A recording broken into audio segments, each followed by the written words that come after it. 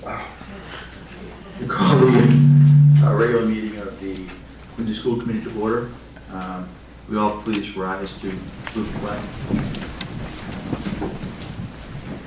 With honor, I pledge allegiance to the flag of the United States of America and to the republic for which it stands, one nation, under God, indivisible, with liberty and justice for all.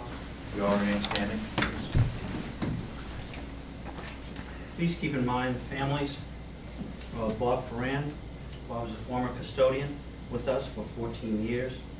Donna Willoughby, who taught at Broadmeadows for 22 years. And George Smith, Quincy High School social studies teacher, who was with the school system 34 years. And as well, Bob McGillicuddy, who is home right now, but in an extremely critical condition. He's home with his family. He is a sterling teacher, as well as swim and coach in the Quincy Public Schools, an extraordinary man, and we wish him well.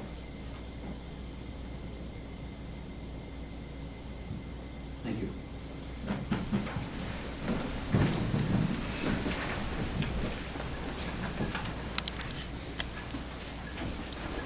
Superintendent, please call the roll. Mr. Bergoli. Present. Mr. Demichis. Present. Mrs. Hubley. Present. Ms. Isola. Present. Mrs. Lebo. Present. Mrs. Mahoney. Present. And Mayor Koch is absent. He'll be a little bit late. And that's it. I have a motion to accept the regular meeting. Motion minutes. approved. Motion approved by Mr. Demichis, second by Mr. Hubie, all in favor? Aye. And the executive session minutes for January 11th. Motion approved by Ms. Isola, Second. second by Mr. Hubie, all in favor? Aye. All right, we're going to move on to open forum. Open forum is an opportunity for the community input regarding the Quincy Public Schools. After giving his or her name and address, each speaker may make a presentation of no more than 4 minutes to the school committee, and an individual may not exchange their time or yield to others. Is anyone present here who would like to speak at open forum? Seeing none, this portion of the meeting is closed. Superintendent's report. Very good, thank you very much. We are honored this evening to have a couple students anyway that participated in Project 351, which is an 8th grade program statewide.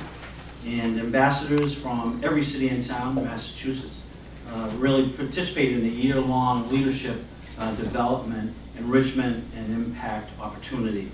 A lot of it is based on service to create positive change in communities, build a statewide network of values-aligned peers, and unite the Commonwealth of Massachusetts in a way that, you know, people get input, the state gets input from so many of our wonderful young students. So we have with us this evening from Broadmeadows, Aisling Kelly, and from Central, I don't think Renee is here, right? But Anthony certainly is from Atlantic, and so what I'd love to be able to do, and I want to throw this at you before 8th grade students, you know, is to come up and maybe just share just a wee bit of launch day.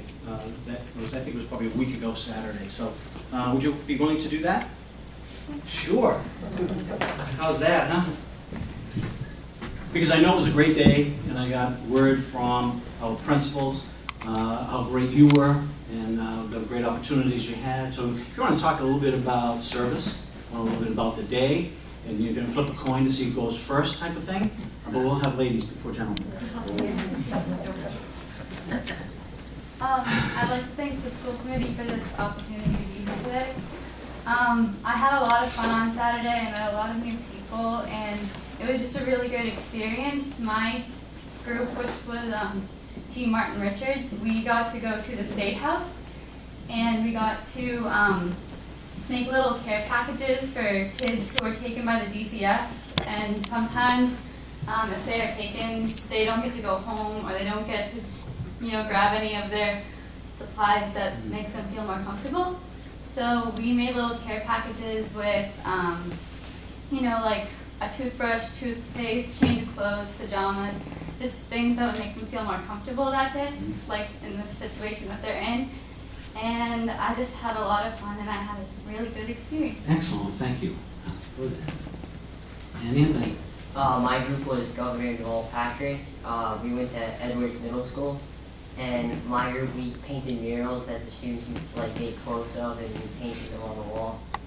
We also made cards for first responders there, so like firefighters, policemen, EMTs, all of them. So that's what my group did, but there was more going on there.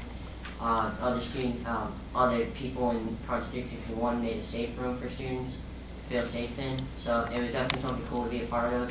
It was pretty amazing how much we got done as a group. It was cool. Excellent. Thank you very, very much. Thank you.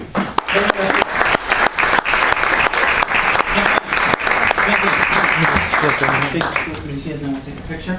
We have certificates, but the mayor's not here right now, so we'll get those certificates to you after you sign them. And thank you. You had so much preparation.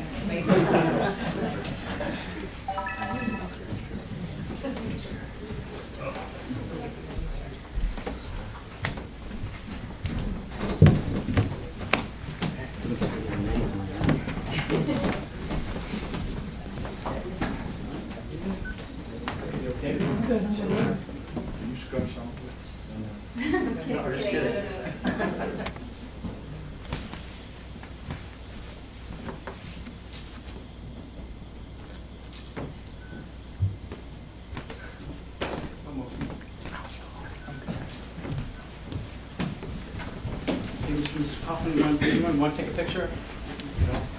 Come on up. Come on up.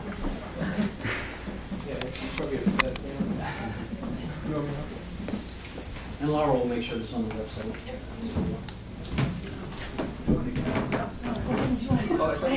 You guys look so good. Sure. No, it's about the kids. Excellent. All right. Thank you very much. Appreciate it. And recognize the parents as well, so thank you.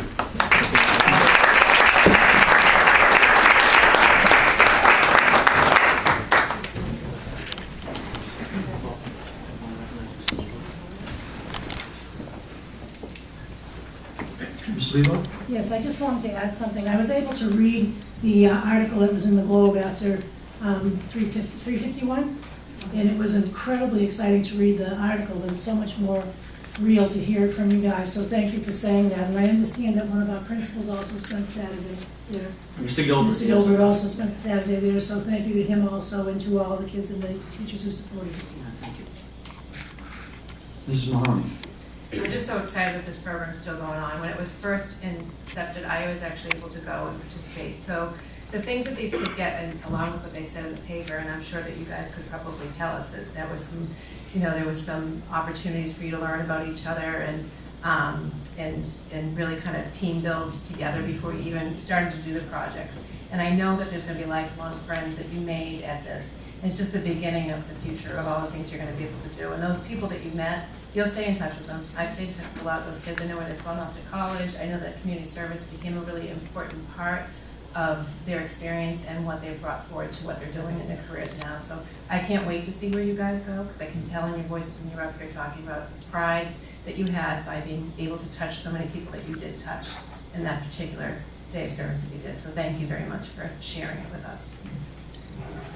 Thank you, Ms. Mahoney. I'm so sorry. I just wanted to say that every time I see our students, I'm just so incredibly impressed by their poise and the way they conduct themselves and handle themselves in front of sometimes intimidating circumstances. But I could never have done that when I was your age. So kudos to you. And, great job. Thank you. Also, if I could recognize Maureen McNeil, principal, and a very proud principal of Atlantic Middle School that's here tonight. Thank you for being here. And I don't think we have to go into a brief recess, but certainly you're welcome to exit if you wish. I'm sure there's homework to do or other, But thank you very, very much. Appreciate it very much. Thank you.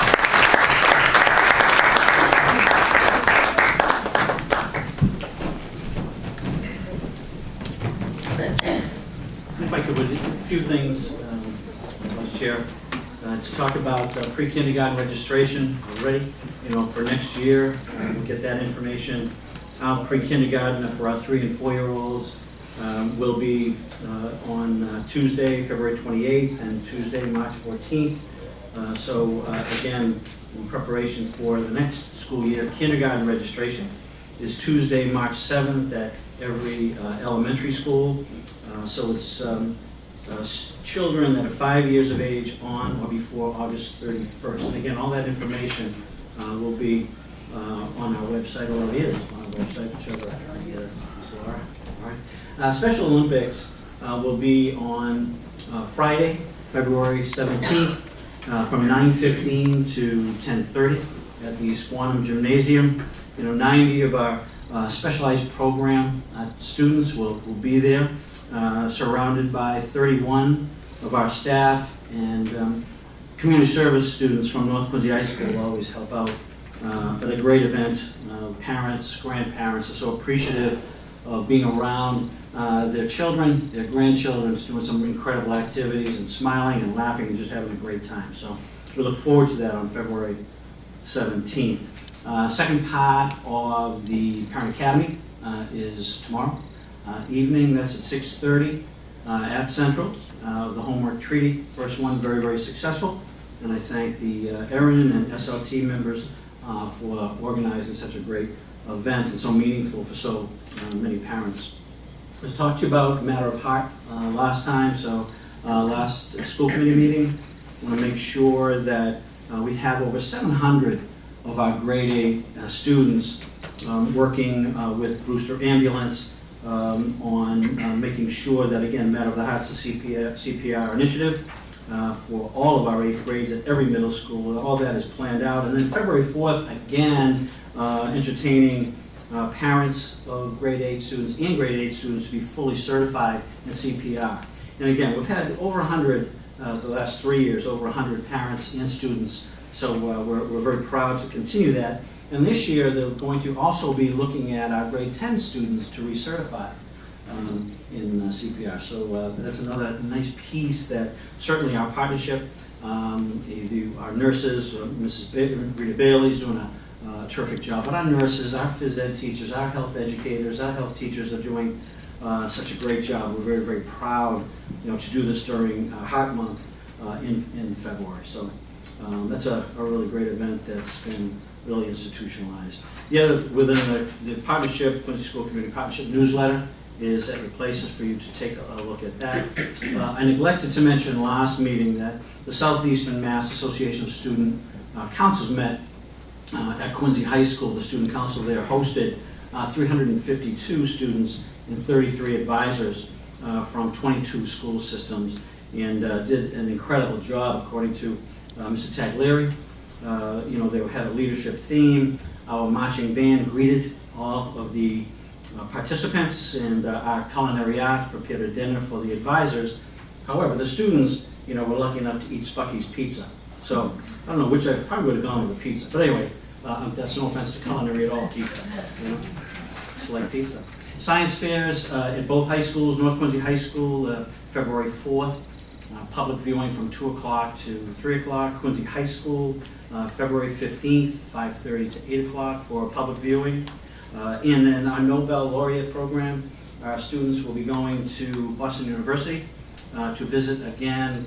Dr. Glashow visited our kids, and now we're going into Boston University to meet with Dr. Glashow, where he teaches, and that's on the 28th. So that's another exciting piece for our students. The North Quincy High School Quiz Show was on Saturday. They went up against Lexington. We can't tell you the results, but I will tell you that Amanda No and Ethan Sitt and Peter Anderson and Nicholas O'Connell, and an alternate was Nick Andre. Their coaches, Danielle Fernandez, Moira Chris, and Peggy Farron. We could be nothing but proud of our students and our leadership there. They were absolutely tremendous. And I've been there 4 times with North Quincy High School, and every time we go in, they almost apologize to the other team for how many students and teachers are in the audience. So it's really great, and they make sure that, you know, what his quote is, we have to share the love here, even though North Quincy High School has most of the people here, to everyone, you know, it's TV. So they do that, and I think you can be so proud of North Quincy High School and our students and our leadership as well. So it was great to be there. The middle school volleyball championship was on Saturday. The Broad Meadows girls won the city championship, and the Central boys won the city championship. And again, this has been going on for probably about 3 or 4 years anyway, and you know, well over 200 of our students have participated. We have, you know, and over 300 attend. I mean, parents and again, grandparents, our teachers are unbelievable, our coaches, our principals, our assistant principals, all there. So it's a great opportunity for not only our students to compete, but also to be supported as well. So that's a great event, and we thank our athletic director as well for being there and making sure that everything went according to plan. And the last is your middle school curriculum newsletters at your places, and I hope you enjoy them. Our teachers, principals, assistant principals, again, work very, very hard on sharing so much with our parents on a consistent and regular time. So with that, thank you very much. Thank you, Dr. Crisparro. Under old business, we have the 2017-18 school calendar for discussion. Any discussion about the calendar? It's going to be posted on the website, and we'll be presenting that for a vote on February 8th. 2017-18 school committee meeting calendar. Any discussion on what we talked about in subcommittee? Seeing none, we're going to have that for a vote on February 8th, and again, it will be posted on the website. Moving on to new business. First on the agenda is a program update, middle school technology and engineering. Ms. Roy to present. Good evening. Thank you very much for having us tonight. It's our pleasure to share with you a presentation on the tremendous progress of STEM instruction at the middle school level and its direct correlation to student involvement with technology and engineering at the high school level. At first, when we were planning this presentation, we were going to showcase just our technology engineering specialists, well deserved. However, we quickly realized that there is so much connection to other content areas. So in keeping with the current national and state trend, we changed gears and made this a science, technology, engineering, and math presentation, otherwise known as STEM. Our goal tonight is to highlight some critical skills and concepts covered in the middle school STEM courses, share some of the innovative instructional practices taught by our STEM teachers, illustrate the collaboration between our technology engineering specialists, library and media, and our core content teachers, and show the strong connection between middle and high school STEM coursework. It's my pleasure to introduce our co-presenters tonight, Quincy STEM educators who volunteered their time to highlight some of the great work that's happening in our STEM classrooms with their colleagues in their own schools and throughout the middle school and high school system. These wonderful educators are going to give you a snapshot of the STEM education that's going on in Quincy Public Schools and try to make as many connections for you to share how their work connects with colleagues, so that you get a sense of how interconnected the STEM curriculum really is. Tonight's presenters represent various STEM courses. We have Chris Rampt, science teacher, Anna Jorgensen, library media specialist, Hallie Yohe, technology engineering specialist, Evan Pepe, math teacher, and Paul Tully, engineering technology instructor. Providing STEM programs and coursework, as well as a system-wide pathway for our students, is essential to Quincy Public Schools, which is committed to being a 21st century district. Just as our framework states at this present time, I thought this quote was appropriate, "Our world has never been so complex, therefore scientific and technological reasoning have never been so necessary to make sense of it all." STEM opportunities allow students to learn and apply an abundance of skills to real-time, real-world, social, economic, and environmental issues. So I'm very pleased to share with you some of our educators to talk about what's happening in our STEM courses.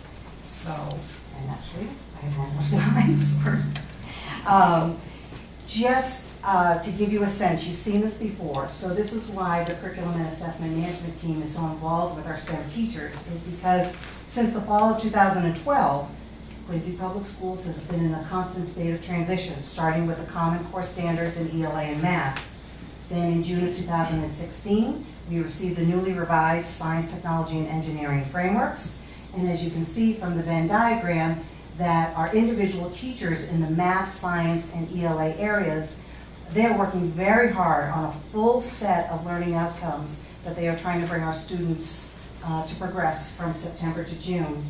And if you focus in on the center of the diagram where we have some intersecting and overlap, this is some really key areas where students, no matter what content area they're in, teachers can provide units and lessons where kids do really deep, higher level thinking, where they can write about what they're learning. They can build and design models to demonstrate how much they've learned, and they can also make presentations to their peers, justify their own arguments, politely critique the reasoning of others. It really is a wealth of skills that will translate beyond in our whole system and then beyond the school into college and career. And now we have the 2016 Mass Digital Literacy and Computer Science frameworks have been published. And they are currently being unpacked and examined by a variety of district teams, such as the Digital Learning Team, the Principals Team, the Curriculum and Assessment Team, Professional Development Teams, and of course the Technology Planning and Training Team. We are also closely following DC's guidelines for computer-based state testing. So there's a lot to review, evaluate, and plan for, but tonight we have some fantastic representatives to illustrate how Quincy teachers are taking the lead by integrating, incorporating, and exposing our students to the world of science, technology, engineering, and math skills. I'd like to invite Chris up to the mic to talk about the science strand.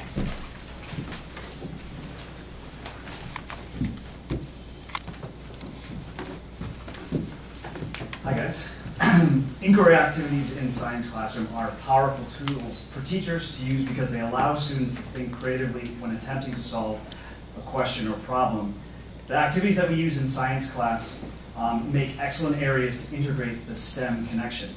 In this example, my colleague Wendy Hamlin and I created a lesson centered on learning about the law of conservation of energy by having students build energy transformers. They're essentially note cards with elastic bands, and when you compress them, they fly up in the sky. Kids go crazy.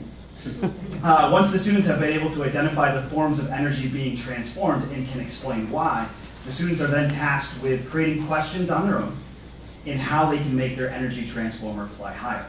For example, how does flight or size affect flight? How does the angle, the side cuts affect how high it will go?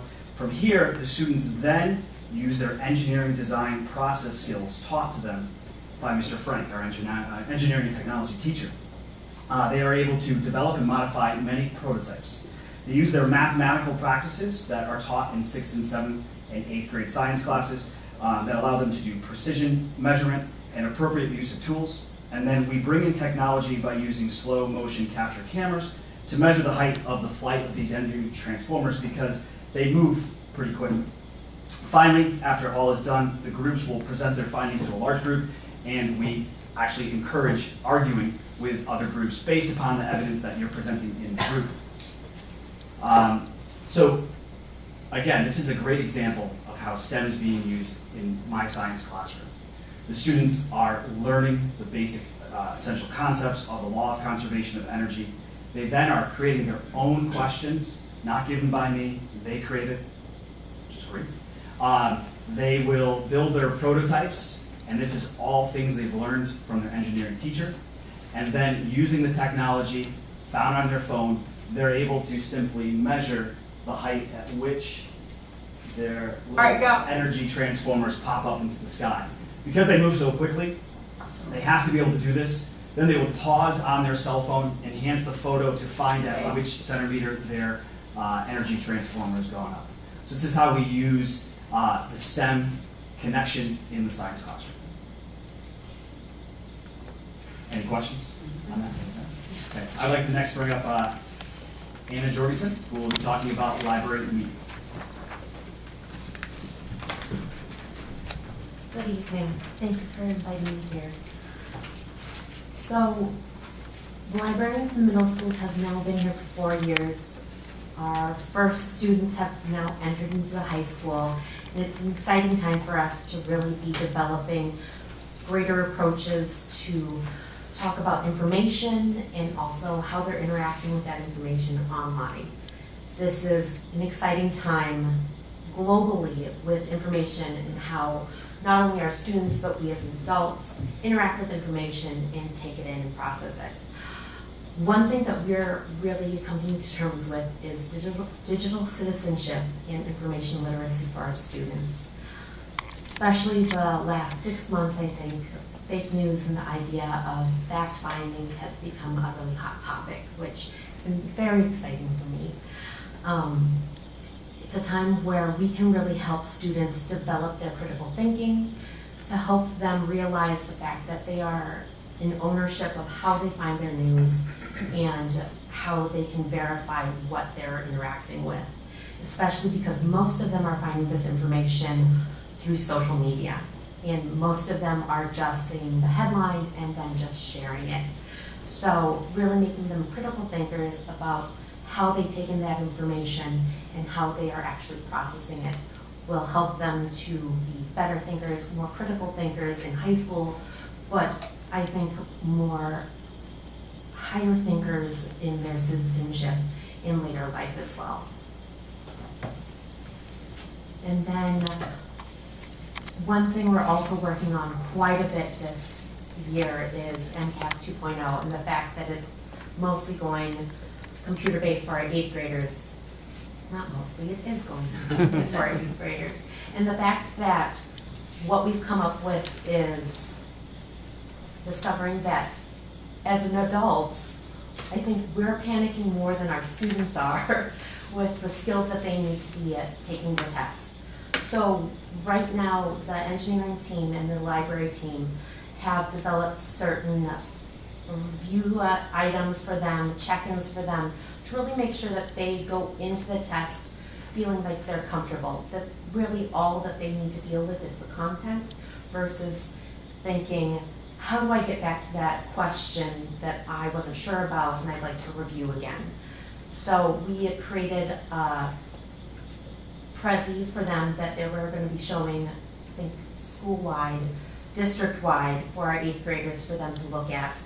It was created by the librarians, and then we have 3 different types of check-ins for our students that covers computer skills, ELA skills that they'll see for the ELA test, and then also the math test. So there's 3 check-ins for them, just to make sure that our students are well-informed and well-prepared. Thank you. And next is Kelly.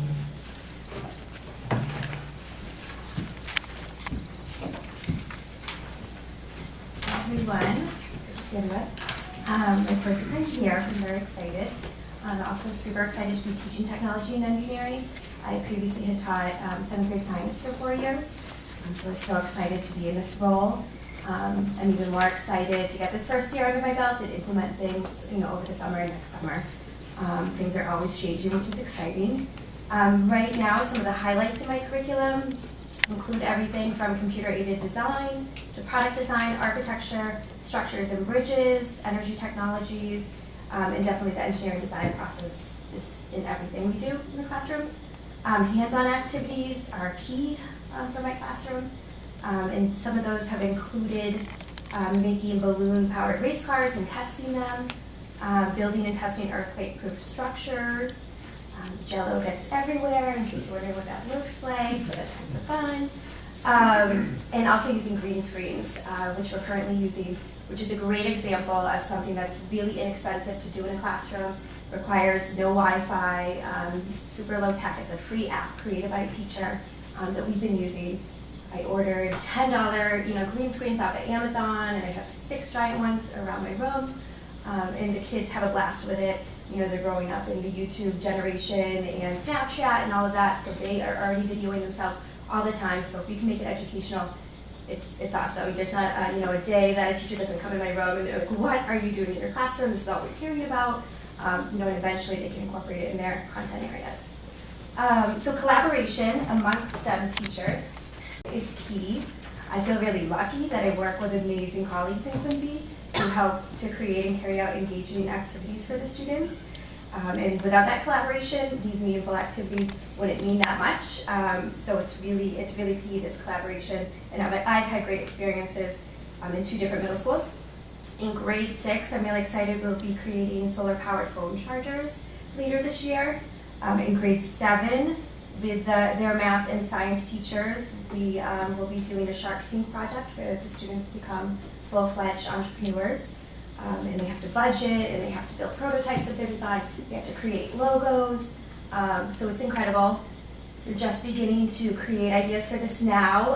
I would have loved to show you guys a video, although I'm a little worried some of these projects might be pending a patent someday. They're that good. So maybe I'll have an update for you guys later. Maybe we'll be donating to QPS someday. In grade 8, we'll be piloting a computer programming curriculum with help from Turk and MIT using the Scratch program to provide students with the opportunity to create games, computer games, based on their knowledge of current climate change issues. And we've also begun an amazing partnership with the media teaching staff to have a strong focus on the keyboarding skills and the MCAS 2.0 skills, which, it takes the burden off both of these content, both the content teachers and also the students that might be, a little bit anxious about switching the format. So we're happy to help, and it's been a great, great partnership amongst us the last couple of months figuring out how we're going to do this. Lastly, the STEM Fair is the capstone of STEM collaboration, bringing together students, parents, and teachers in an amazing event. More on that later, because it's going to pop back up here in a little bit. And that's about it. I'm going to turn it over to Evan. I will say the original math teacher that I was going to be presenting with, kind of a funny story. We were physics lab partners in high school, and we're still collaborating. So I thought that was a cute story to share. But you're getting Evan instead. So. Thank you for that. Welcome, Evan. All right, I'm going to talk a little bit about math and how it fits into STEM. Obviously, math has a lot going on right now, but technology is a big piece of that. So one thing we've started is working with Looney Consulting. We've been doing some math stations the last month, which have been going great. It gives us an opportunity. That's a picture you see. That's a math station. It gives us a chance to work with small groups, kind of target skills, and I also think it's engaging for the kids. So I think, in terms of what we're doing with that, technology is a natural piece, and probably the next piece we're going to incorporate. And one of the really good things about that is you don't need a whole class of laptops or tablets, or you don't need to book the computer lab. So if you had 5 or 6, that's that station. So I think that's really exciting that we can do a lot with that. Also, currently, I want to talk a little bit about the technology we have in place that we own already, which is really good because, there's a lot within what we already have. Big Ideas Math, that's the book we use, with the website. Every kid in the city has a username and password. So within that website, you have real STEM videos. That's a part of it. You have things like multi-language glossaries. You have things like tutorials if a kid goes on, doesn't understand a concept. So really good, a ton on that website, which again, we own anyway. We really believe in that textbook. iReady, this is really my first year looking at some of the iReady things. The diagnostic tools through iReady are pretty amazing, how we can specify a kid's weaknesses and strengths down to like finest detail, not just grade level, not just big concepts, but what they really struggle with or what they do well. So we use that all the time, and we kind of put kids into smaller groups. We have a math tutor at Sterling that we use that with to say, like, these kids need help in this skill, so that's really good. Aspen Pages, Aspen obviously is something we own as well. I went to a training in the fall, which was unbelievable. All the things you can do with Aspen Pages, videos, blogs, the interaction with your students, creating a website, stuff like that. So I think as much as there's out there, the stuff we own has so much already that we're tapping into, but I think we can tap into it even more. I'm not going to go too much into MCAS 2.0 because it was brought up before, but I think, we've already begun the training piece of it, already getting our kids used to it. We've had the meetings. So I think there'll probably be challenges at first, but I think in the long run, our kids are going to get a lot of benefit out of it in terms of becoming more technologically savvy and more savvy on the computer. And I think in the long run, it will be a good thing for our kids and kids in the state of Massachusetts. And quickly, opportunities beyond the classroom. I did a survey at the beginning of the school year, and I found that 88% of my kids had internet and computer access at home, which for Sterling was a really encouraging number.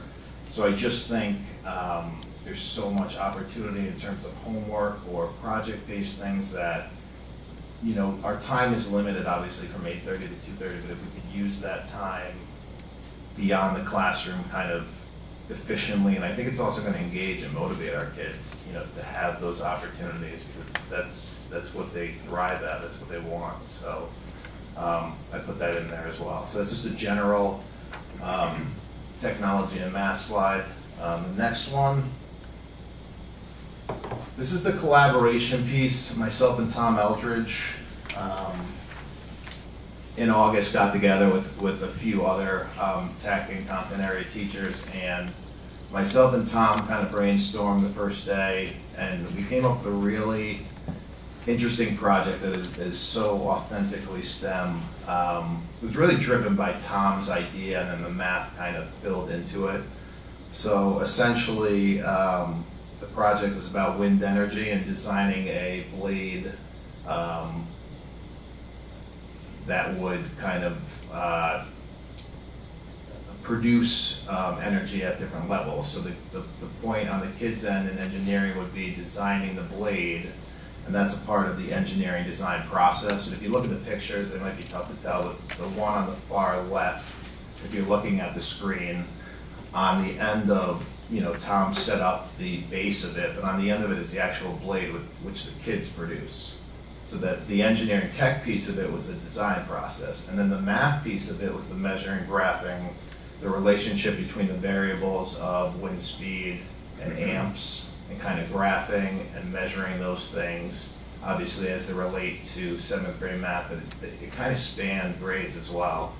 And the other thing, kind of comparing their results to other groups, comparing their results to a benchmark.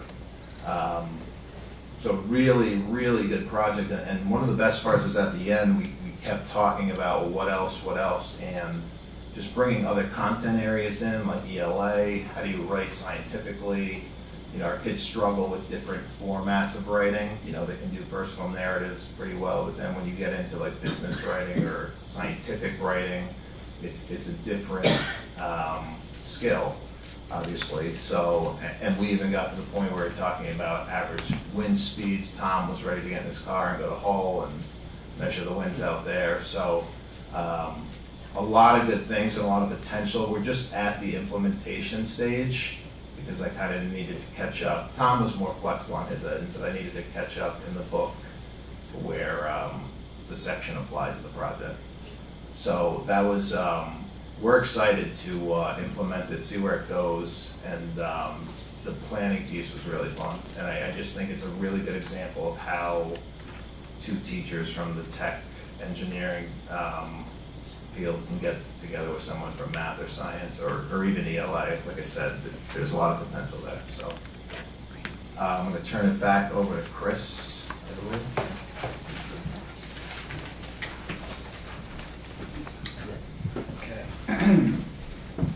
So STEM fairs, bringing it all together. Student science learning has changed dramatically from learning in the past. In the STEM environment, students' understanding of the world around them is facilitated through the intentional connections between these four disciplines that you've heard tonight: this science, technology, engineering, and mathematics. So where do we go from here? One thing that we are going to be implementing to enhance these connections is looking at our science fairs. Science fairs, easiest start would be to call them STEM fairs. By changing the name, it simply enhances for the child all of the connections, but what it does is it allows for other staff members in your building to feel part of a major event. No longer should it just fall on the shoulders of the science teachers. Adding pathways for students to decide in which direction their project goes doesn't always have to be science-oriented. It can be a mathematics project. It can be a strictly technology or a strictly engineering. Those are real-world applications. So the flexibility that we are now going to be implementing in our STEM fairs. Establishing a student-teacher mentor program. What I mean by this is connecting to math teachers. For example, at Atlantic in 8th grade when we have our STEM fair, students can pick a mentor outside of their 8th grade science teacher. They can pick their 6th grade math teacher who can assist them and mentor them. They can pick their engineering and technology teacher. They can pick any teacher as a role model. What this does is we feel has allowed our school to buy into the bigger picture, that we're all invested. And we feel by involving all of the STEM teachers, they're more likely and have been more likely to use STEM activities in the classroom. Again, showing the students, facilitating the big picture, how this is connected to the real world.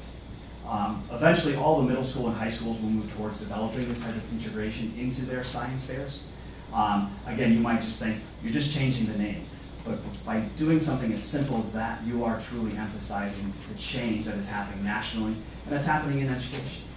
So we need to be on board with that. The example on the board, you'll see a board from last year. We've actually started to integrate when a judge talks to a child, even if it's an engineering project, what was the science? What was the technology? How did you use the math? More focus on those skills, because that's what's really going to be asked of them when they go into college and when they leave into the real world looking for those types of jobs. So we feel by implementing these strategies, we will move forward in the city of Quincy in our middle school and high school, getting our students ready for STEM-related fields. Now, Hallie's going to share some examples that she has about how students have, again, incorporated this into their projects. So really quickly, I just wanted to share, this is my first year doing the STEM fair rather than the science fair. And so far I'm loving it, so I just wanted to pull out some engineering projects I am mentoring, and then maybe if you make it to some of these science fairs, you'll get to see them completed in April. So some of these are hovercraft construction, building a functioning artificial coral reef, textile design, and cybersecurity projects. Thank you. Oh, sorry, Keith and Paul are coming up next.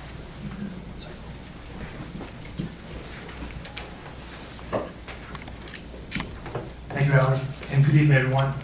Final presenter tonight is Paul Tully, an engineering technology instructor at Quincy High School. Paul serves as a member of our middle school technology engineering team and provides a wealth of knowledge and expertise to its members. Collaborating with team members on curriculum alignment, including course descriptions, syllabi, pacing guides, promoting various high school STEM courses and initiatives, as well as supporting a strong and positive transition from 8th to 9th grade and beyond. Tonight, Paul will share and highlight Quincy High School's engineering technology program. In particular, Project Lead the Way, an innovative and rigorous STEM program. The Project Lead the Way initiative not only builds knowledge and skills in engineering, but also empowers students to develop essential skills such as problem solving, critical and creative thinking, and communication and collaboration. We believe this program has been in existence at Quincy High School for approximately 21, 22 years. Can you attest to that? Under the direction of and leadership of Dr. Angela Avery, Director of Occupational Education at the time.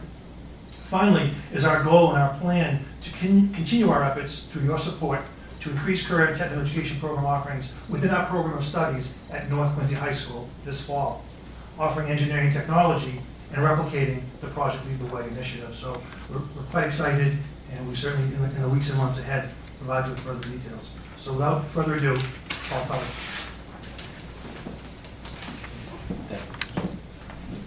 Good evening, and thank you, Keith. As a result of these initiatives, engineering technology at the Quincy High School has improved success in all the classes that the kids take. They come in. The engineering program at Quincy High utilizes the Project Lead the Way online curriculum. It's a project-based curriculum. This mirrors the engineering technology frameworks in the state of Massachusetts. Project Lead the Way is a federally funded initiative for learning engineering skills in the effort to increase student success and the college level. Students who take Project Lead the Way curriculum can qualify for college credit at Rochester Institute or at a number of affiliate schools across the country. Tech engineering students from Quincy